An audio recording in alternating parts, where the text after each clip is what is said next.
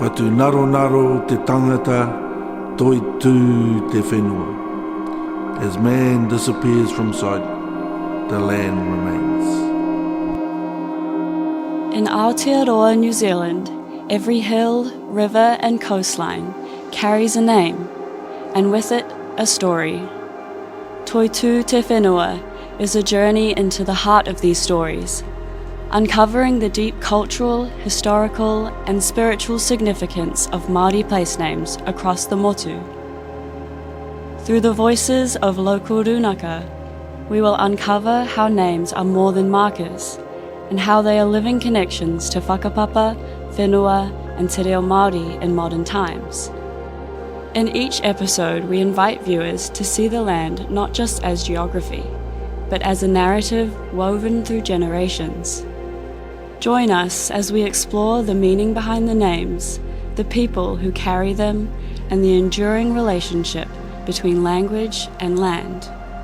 This is Toitū te whenua, e kōrero ana te whenua, e whakarongo ana mātou, where the land speaks and we listen. In this episode of Toitū te whenua, we continue our journey through place names of Te Waipounamu and head north of Ōtepoti along the coastline, where there are many more tales to tell.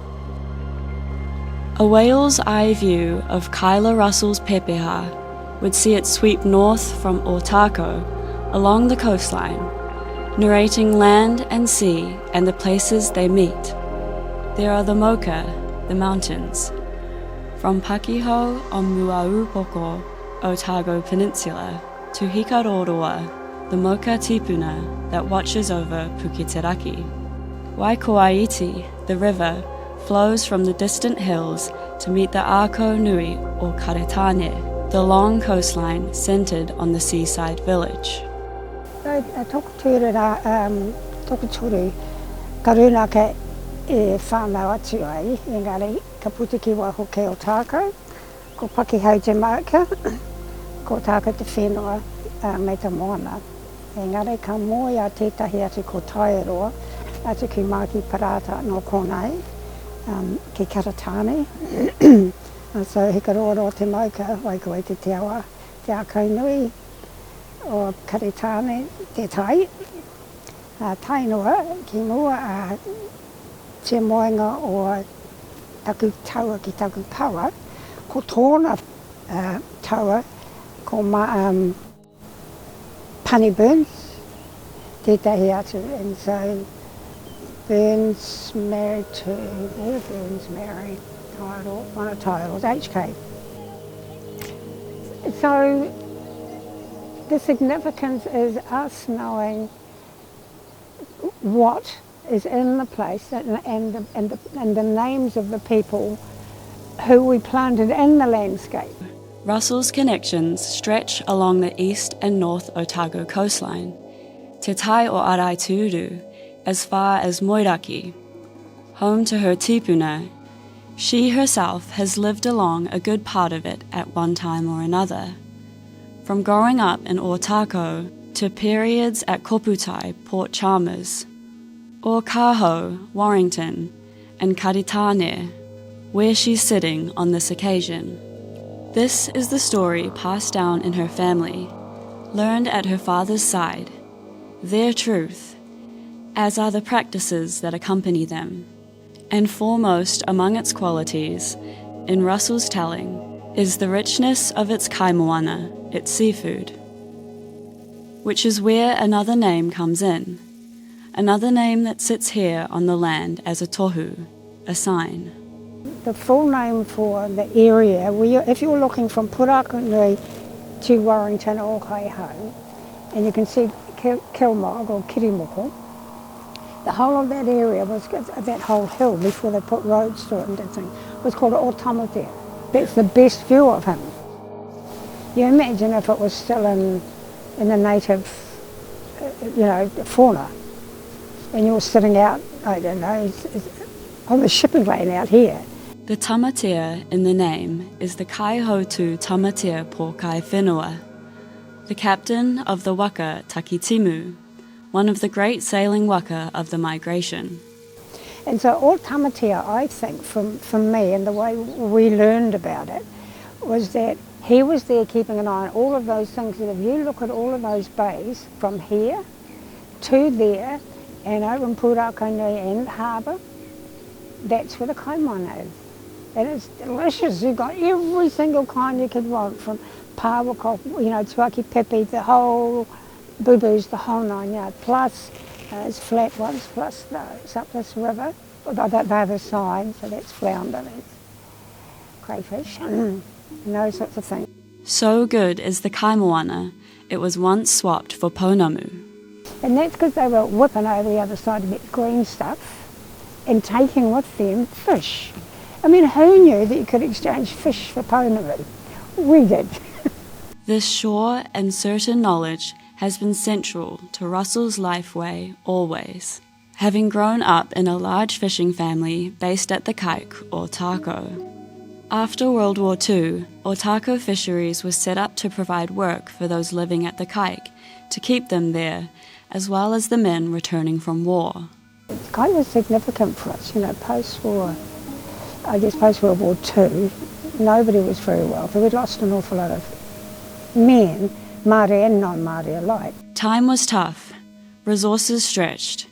Russell's father was an Ōtako Fisheries fisher too, a fisher on work days and at other times as well. And so as soon as Dad did that, we would go straight to bed and sleep for 3 hours so we could get up and go and do that. And all of those things, I think, were influenced of tamatea, or tamatea, because of his going around the places, not necessarily captaining a waka, but captaining food. Off they'd go, to all the best food gathering places, watched over by tamatea. When the tide and the moon were just right, to get so many of one thing, and however many of another, for their old people.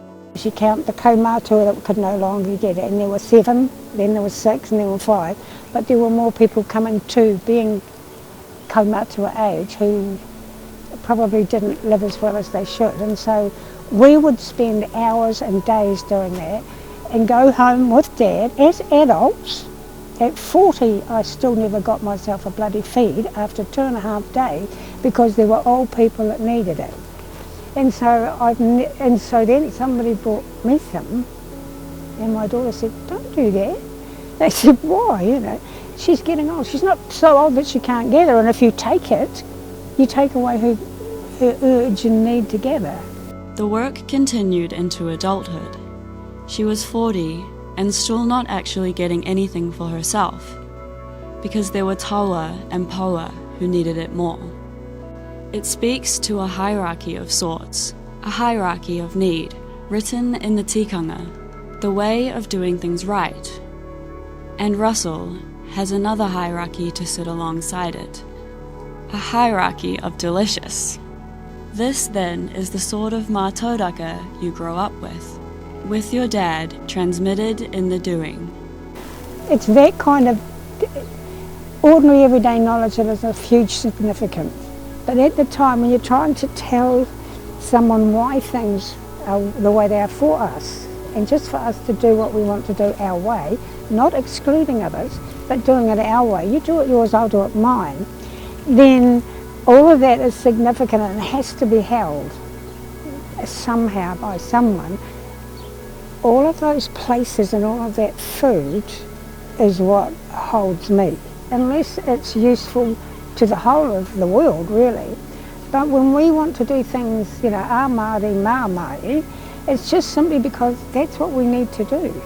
And the names are helpful, but they're only helpful if you are interested in what their kaitiaki role was, or what it was that they held for us if we should choose to go look for it. There are always plenty of stories that explain naming and after whom things were named, and that's what they have to know. They don't have to know why they have such deep meaning for us unless they're interested. There are other names in Ōtamatea that tell further stories of people and land and food and sea. Mihiwaka, the moka that stands above Orokonui Eco Sanctuary, is one. So you've got mihi waka up the top, where you can call out to, or greet, or say, here the bastards are. Let's run and hide, or put that, chuck that down, like a tyre thing on the road, that equivalent. Or it could be, let's see what we've got, that we don't have to show them where we go to collect it, to give them the best we've got. During all those many stories and interactions, the coming and going of waka, through centuries and centuries, it was tamatea keeping an eye on all of those tupuna.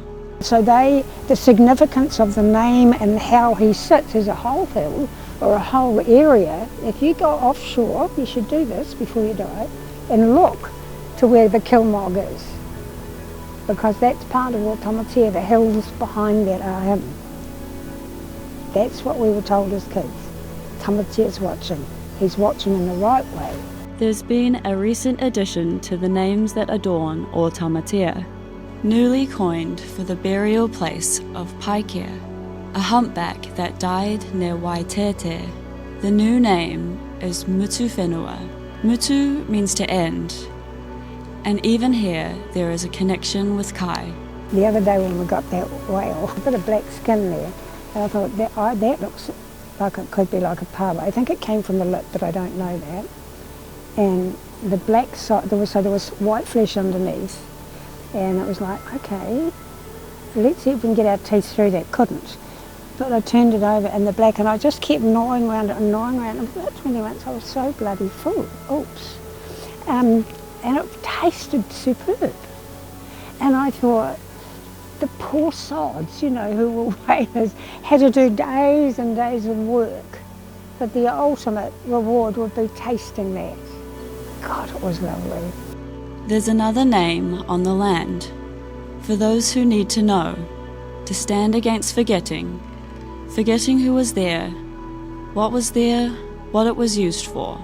Because we don't say we're from there, we say we're of it. There's a difference between from and of, isn't there? It's not much, but it's got a couple of the same letters in, but they are so far apart in terms of understanding. In Aotearoa, the land speaks.